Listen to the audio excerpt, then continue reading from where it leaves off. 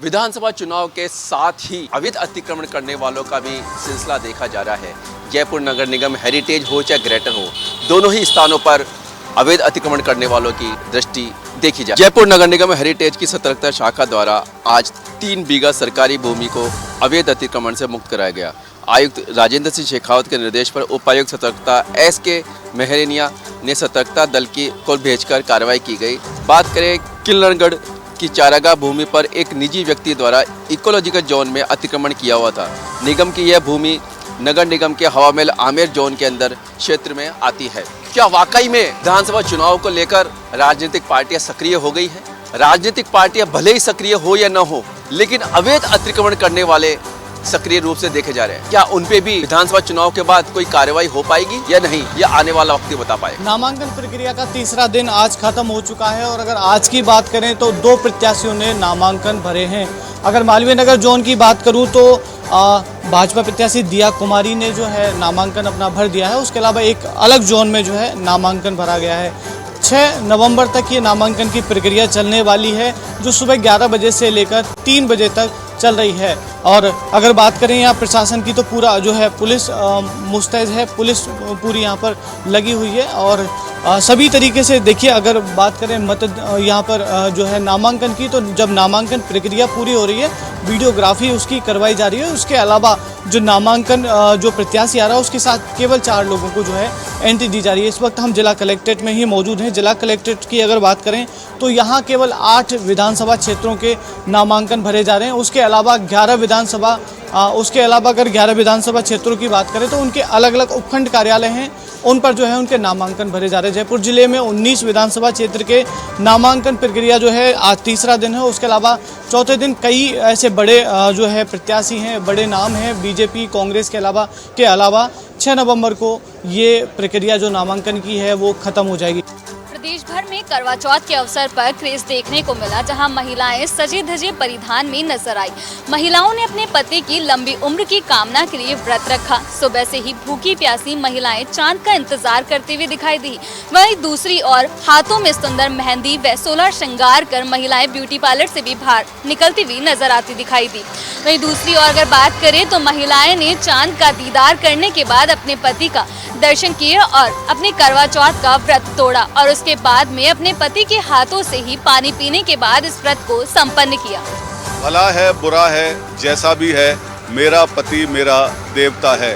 कुछ इसी तर्ज पर भरतपुर के अपना घर आश्रम की उन सैकड़ों महिलाओं ने अपने पतियों की सलामती के लिए करवा चौथ का व्रत रखा है, जिनके पति की उन महिलाओं को ठुकरा चुके हैं। घर आश्रम में आज कुछ ऐसा ही नज़ारा दिखाई दिया करवा चौथ के अवसर पर, जहां आश्रम में आवासरत उन सैकड़ों महिलाओं ने भी करवा चौथ का व्रत रखा था, जिनके पतियों ने उन्हें ठुकरा रखा है।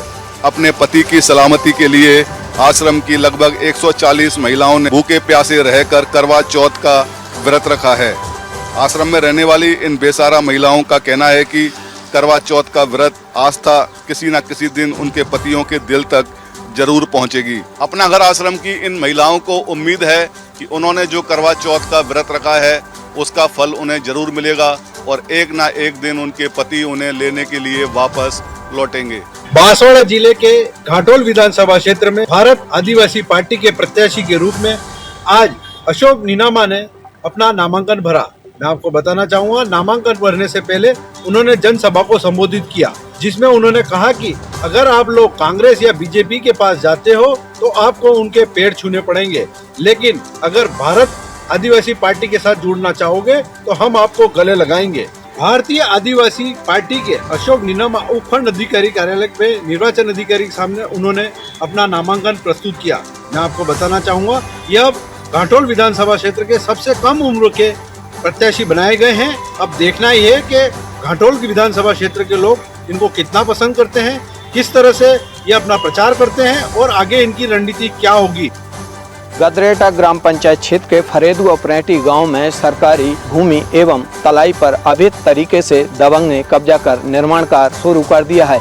इसकी शिकायत ग्रामीणों ने कई बार की, लेकिन इस मामले को गंभीरता से नहीं लिया गया। आज ग्रामीण शाहबाद उपखंड मुख्यालय SDM के पास पहुंचे और SDM पूजा मीणा को ज्ञापन देकर अवैध तरीके से निर्माण कर और तलाई पर कब्जा करने वाले के खिलाफ उचित कार्रवाई की मांग रखी। वहीं पूजा मीणा ने बताया कि इसके खिलाफ उचित कार्रवाई कर निर्माण कार्य को बंद किया जाएगा ताकि किसी को किसी प्रकार की कोई परेशानी नहीं हो और सरकारी भूमि से अतिक्रमण हटाया जाएगा। मिश्रौली पुलिस ने एक निजी बस से डोडा पोस्ट की तस्करी करते हुए 2 आरोपियों को गिरफ्तार कर लिया है। पुलिस ने वारदात में प्रयुक्त एक कार को जब्त कर लिया है। मामले की जानकारी देते हुए एसपी ऋचा तोमर आगामी विधानसभा चुनाव के मद्देनजर जिले के सभी थानों के सामने व अंतर्गत सीमाओं के चेकिंग पोस्ट बनाकर नाकाबंदी की जा रही है। सूचना के आधार पर पुलिस ने डग से भवानी मंडी जा रही एक निजी बस की तलाशी लेने पर 2 व्यक्तियों के बस से उतरकर खेतों में भागने पर जिन्हें पुलिस ने डिटेन कर पूछताछ करी। दोनों युवकों की तलाशी लेने पर 4 बैगों में 50 किलो अवैध मादक पदार्थ डोडा चूरा मिला, जिसे पुलिस ने जब्त कर आरोपियों को गिरफ्तार कर लिया है। पुलिस ने आरोपियों के खिलाफ एनडीपीएस एक्ट के तहत मामला दर्ज कर लिया है। पुलिस ने आरोपियों की निशानदेही पर रुंडीखेला से मिश्रौली तक डोडा चूरा की तस्करी करने वाले शंकर सिंह की तलाश शुरू कर दी है। आपको बता दें कि अंबा भरपूर के जंगलों से पुलिस ने वारदात में प्रयुक्त कार को भी बरामद कर लिया है। डीग जिले के खो थाना क्षेत्र के गांव कावन का बास में एक सार्वजनिक स्थान पर कड़वी रखने को लेकर 2 पक्षों में खूनी संघर्ष हो गया। एक व्यक्ति की हत्या कर दी गई। हत्या के बाद हमलावर पक्ष के लोग गांव से फरार हो गए। मौके पर पहुंची पुलिस ने सबको कब्जे में लेकर मोर्चरी में रखवा दिया है, तो वहीं घायलों को उपचार के लिए डीग अस्पताल में भर्ती कराया गया है। खो थाना पुलिस से मिली जानकारी के अनुसार गांव कावन का बास में एक सार्वजनिक स्थान पर कड़वी रखने को लेकर साकिर व हमीद पक्ष के लोग आमने सामने हो गए। मामूली कासूनी के बाद जमकर लाठी बाटा जंग हुई और फायरिंग भी हो गई। झगड़े में कुल 4 लोग घायल हो गए। घटना की सूचना मिलने पर खो थाना पुलिस मौके पर पहुंची और सभी घायलों को उपचार के लिए डीग अस्पताल में भर्ती कराया, जहां चिकित्सकों ने सुभान खान नाम के एक व्यक्ति को मृत घोषित कर दिया। पुलिस ने सबको पोस्टमार्टम के लिए मोर्चरी में रखवा दिया है, तो वहीं गांव में शांति व्यवस्था बनाए रखने के लिए पुलिस बल तैनात कर दिया गया है। 2 पक्षों में हुए खूनी संघर्ष में एक व्यक्ति की हत्या हो जाने के बाद गांव में तनावपूर्ण शांति बनी हुई है। एहतियात के तौर पर गांव में पुलिस बल तैनात कर दिया गया है। वहीं पुलिस आरोपियों की तलाश के लिए जगह जगह दबिश दे रही है। नेताओं के आंसू बहुत कम देखने को मिलते हैं, चाहे वो चुनावी माहौल हो या कोई कार्यक्रम हो। ऐसा ही एक नज़ारा हमने देखा है चित्तौड़ जिले की विधानसभा सीट के कार्यक्रम में। चित्तौड़ विधानसभा सीट हॉट सीट बन गई है, क्योंकि यहाँ के मौजूदा विधायक चंद्रभान सिंह आख्या का टिकट कटने के बाद में कार्यकर्ताओं का जो स्नेह और भरपूर एक साथ दिखाई दे रहा है, वो एक सभा में देखने को मिला। एक सभा के दौरान चंद्रभान सिंह आख्या के आंख से आंसू छलकते हुए दिखाई दे रहे हैं। जो आंसू छलक रहे हैं एक विधायक के भी छलक रहे हैं, तो वहीं दूसरी ओर कार्यकर्ताओं के आंसू भी, कार्यकर्ताओं के जो आंसू छलक रहे हैं वो भी एक अपने लाडले नेता के प्रति आंसू छलकते हुए दिख रहे हैं। कार्यकर्ता के आंसू आना शहर में एक खलबली मचाने वाला आंसू का सैलाब है। राजस्थान में चुनावी बिगुल बज चुका है और तीसरे दिन सुमेरपुर में रिटर्निंग अधिकारी के सामने आज 3 आवेदन जमा हुए, जिसमें भाजपा के प्रत्याशी जोराराम कुमावत ने भाजपा से 3 आवेदन जमा करवाए। मैं आपको बताना चाहूँगा, उसके पूर्व बड़ी संख्या में विधायक के समर्थक भैरू चौक पहुंचे, वहां पर जनसभा को संबोधित किया और जनसभा को संबोधित करते हुए रैली के रूप में उपखंड कार्यालय पहुंचे और उपखंड कार्यालय पहुंचकर आज आवेदन जमा कराए। उस दौरान पूर्व सांसद पुष्प जैन, वर्तमान सांसद पीपी चौधरी, जिला अध्यक्ष मंचाराम परमार समेत कई ऐसे नेता थे उनके साथ में, और उन्होंने जमा आवेदन करवाया। जोराराम कुमावत को एक बार भाजपा ने फिर से प्रत्याशी बनाया। तीसरे दिन सिर्फ 3 आवेदन जमा हुआ है और वो भी भाजपा के प्रत्याशी जोराराम कुमावत ने जमा करवाए, और उनको मैं आपको बताना चाहूँगा कि उनकी संपत्ति भी उस एफिडेविट में बताई गई है। नाबालिग के पिता ने महिला थाने में कराया 2 युवकों के खिलाफ मामला दर्ज। आरोप लगाया है कि पूजा करने गई नाबालिग को 2 लोग जबरदन उठाकर ले गए थे। नाबालिग के साथ हुए दुष्कर्म को लेकर उसके पिता ने महिला थाने में 2 युवकों के खिलाफ मामला दर्ज कराया है। पिता ने बताया है कि 2 दिन पूर्व बच्ची मंदिर पर पूजा करने गई थी, तभी 2 युवक मोटरसाइकिल पर आए और बच्ची को लेकर चले गए, जिसके साथ दुष्कर्म किया गया। पुलिस द्वारा सीओ सिटी को जांच सौंप दी गई है। सीओ सिटी जांच की कार्रवाई में जुट गए हैं।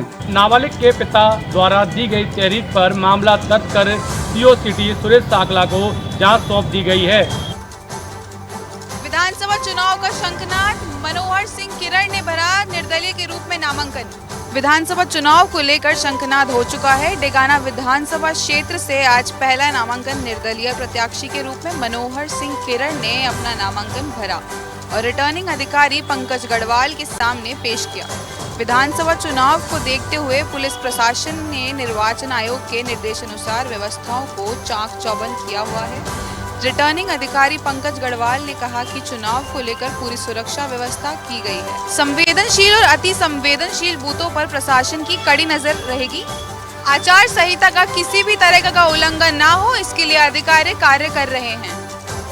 प्रतापगढ़ जिले के चोकली पिपली गांव में करंट लगने से एक किसान की मौत हो गई है। किसान कांतिलाल मीणा रात्रि के समय अपने खेत में सिंचाई का कार्य कर रहा था। बिजली जाने पर किसान स्टार्टर को बंद करने गया था। इसके दौरान अचानक बिजली से करंट लगने की चपेट में आ गया।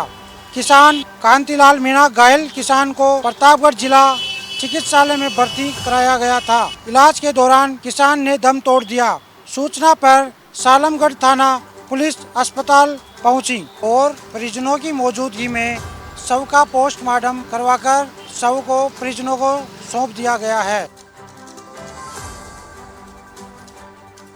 कटुंगर विधानसभा क्षेत्र से वर्तमान विधायक बाबूलाल बैरवा का कांग्रेस पार्टी द्वारा टिकट कटने की सूचना पर उनके समर्थित कार्यकर्ताओं और समर्थकों में भारी मायूसी छा गई, जिसको लेकर आज विधायक बाबूलाल बैरवा के खेड़ी निवास पर कार्यकर्ता पदाधिकारी और समर्थकों की मीटिंग का आयोजन किया गया। आज मीटिंग के दौरान कांग्रेस पदाधिकारियों ने अपने अपने पदों से इस्तीफे की भी घोषणा की। साथ ही इस मौके पर विधायक बाबूलाल बैरवा ने अलवर पार्टी जिला अध्यक्ष योगेश मिश्रा और पूर्व केंद्रीय मंत्री भंवर जितेंद्र सिंह पर भी वादा खिलाफी का आरोप लगाया। उन्होंने कहा कि अचानक ही मेरा टिकट काटना एक गलत बात है। वहीं उन्होंने खरीद फरोख्त का भी आरोप लगाया कि पैसे से टिकट दिया गया है। कार्यकर्ताओं की मीटिंग के दौरान समाचार प्लस से बातचीत में विधायक बाबूलाल बैरवा ने बताया कि सर्वोपरि कार्यकर्ता और समर्थक होते हैं, उनसे निर्णय लेने के बाद ही आगामी रणनीति तैयार की जाएगी। वहीं सूत्रों से जानकारी मिल रही है कि बाबूलाल बैरवा किसी भी दल से या निर्दलीय भी मैदान में उतर सकते हैं। चूरू के लोहिया महाविद्यालय में वर्ष 2018 से एक अनोखी मुहिम चलाई जा रही है, जो स्वास्थ्य और पर्यावरण के लिए लाभदायक सिद्ध हो रही है। जी हां, आपको बता दें कि राजकीय लोहिया महाविद्यालय चूरू में पूर्ण नो व्हीकल डे का आयोजन किया गया। समस्त संकाय सदस्य, कार्मिक और विद्यार्थी पैदल व साइकिल से ही महाविद्यालय आए। इस अवसर पर गांधीगिरी करते हुए सभी को फूल भेंट किए गए। सफलता के लिए एनसीसी और एनएसएस और स्काउट गाइड का सहयोग लिया गया। साथ ही सभी संकाय के प्रभारियों ने भी सहयोग किया। प्राचार्य ने बताया कि नो व्हीकल डे अभियान 2018 में लोहिया कॉलेज से प्रारंभ किया गया और फिर पूरे राजस्थान में लागू हुआ।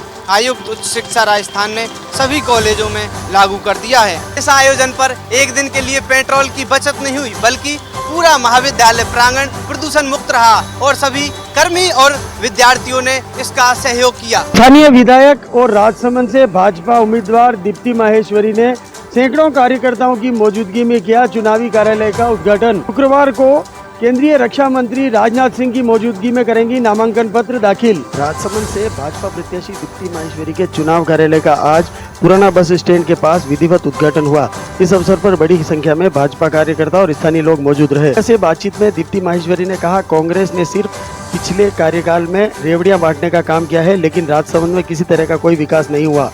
कांग्रेस के प्रत्याशी नारायण सिंह भाटी के सवाल पर विधायक माहेश्वरी ने कहा, भाजपा ने उन्हें प्रत्याशी बनाया है और जनता के आशीर्वाद से इस बार प्रदेश में भी भाजपा की सरकार होगी और डबल इंजन की सरकार आने से राजसमंद सहित पूरे प्रदेश का अच्छा विकास हो सकेगा। भाजपा के कार्यकर्ताओं की नाराजगी के सवाल पर दीप्ति माहेश्वरी ने कहा, बड़े परिवार में छोटी मोटी बातें होती रहती है, लेकिन चुनाव से पहले इस पूरे मुद्दे को सुलझा लिया जाएगा। तो शहर के किसी व्यवसायिक भवन में फायर नॉर्म्स की पालना नहीं की जा रही है। इसका खुलासा आज नगर पालिका की टीम द्वारा जांच करने पर हुआ और लगभग 1 दर्जन कॉम्प्लेक्स भवन संस्थान बिना फायर नॉर्म्स के चलते पाए गए। शहर के विद्यालयों, हॉस्पिटलों सहित कॉमर्शियल कॉम्प्लेक्सों में जब नगर पालिका की टीम द्वारा जांच की गई तो यह तथ्य सामने आया कि फायर सेफ्टी किट सहित विभिन्न जो नियम है उसकी पालना नहीं की जा रही है, जिसके चलते शहर के यह भवन असुरक्षित है। इसी के चलते शहर के सभी व्यावसायिक भवनों, गतिविधियों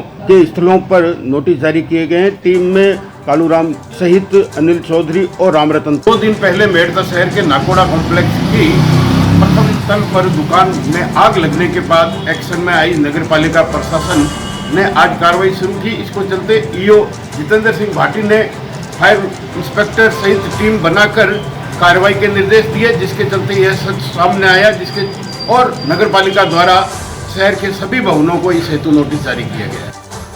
टोंक में आज तेज रफ्तार का कहर देखने को मिला है। टोंक के सदर थाना इलाके के टोंक सवाई माधोपुर NH 116 पर यह पूरा हादसा हुआ है, जहां पर एक अनियंत्रित होकर बस पलटा खा गई। पलटा खाने के बाद लोगों और बच्चों में कोहराम मच गया।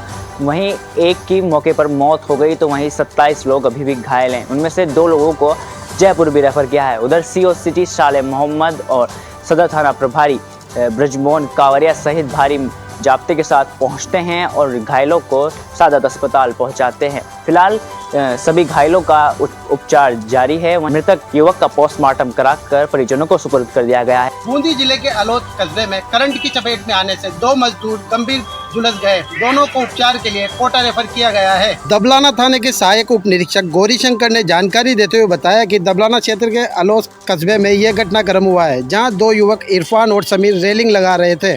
तभी रेलिंग ऊपर से निकल रही 11,000 kV विद्युत लाइन से टच हो गई। रेलिंग में तेज गति से करंट दौड़ गया और दोनों युवक बुरी तरह से झुलस गए। घटना के समय लोगों ने तत्काल पुलिस को घटनाक्रम की जानकारी दी। प्रथम दृष्टया मामला रेलिंग लगाते समय हाई टेंशन लाइन के छू जाने से सामने आ रहा है। फिलहाल पुलिस मामले की जाँच कर रही है। कांग्रेस ने अपनी चौथी सूची जारी करते हुए पीलीबंगा से विनोद गोठवाल को तीसरी बार फिर से प्रत्याशी बनाया है।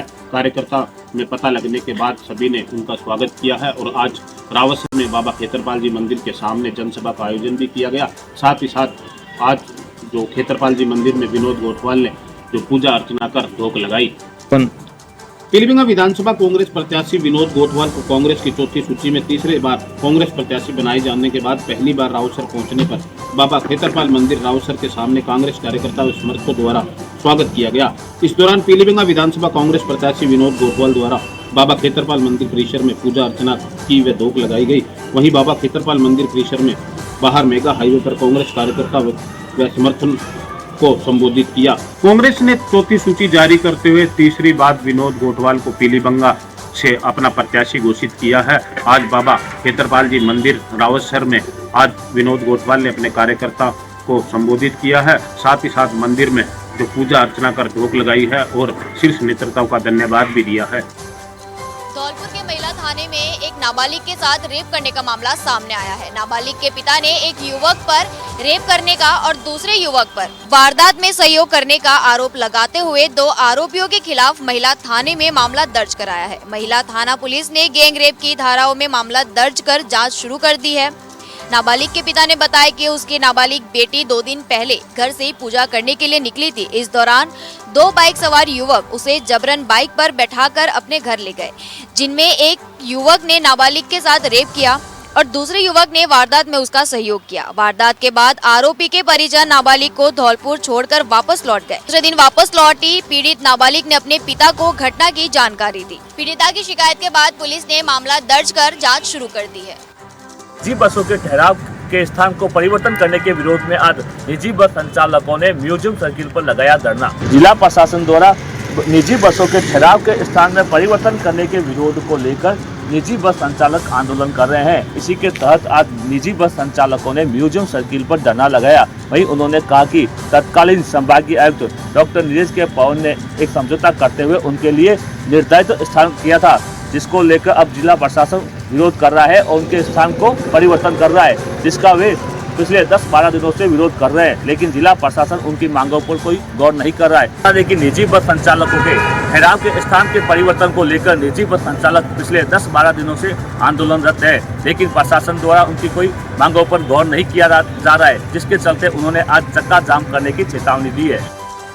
जिला मुख्यालय पर आज एक बार फिर चंदन तस्कर चोर गिरोह की दस्तक देखने को मिली है, जहां चोरों ने राजकीय महाविद्यालय स्थित एक पेड़ को अपना निशाना बनाया है। लेकिन ऐन वक्त पर चौकीदार के जाग जाने के कारण चोर सफल नहीं हो सके। दरअसल जिला मुख्यालय स्थित राजकीय पीजी महाविद्यालय में चंदन चोरों ने एक बार फिर पुलिस को चुनौती देते हुए एक चंदन के पेड़ को अपना निशाना बनाया है। महाविद्यालय के प्राचार्य ने बताया कि देर रात 3 चोरों ने महाविद्यालय परिसर में लगे एक चंदन के पेड़ को काट लिया। तभी पेड़ कटने की आवाज़ सुनकर महाविद्यालय का चौकीदार जाग उठा और उसने शोर मचा दिया। चौकीदार के शोर को सुनकर तीनों चोर महाविद्यालय के पीछे से होकर भाग गए। फिलहाल सर्किट हाउस में कुछ ही चंदन के पेड़ बचे हुए हैं।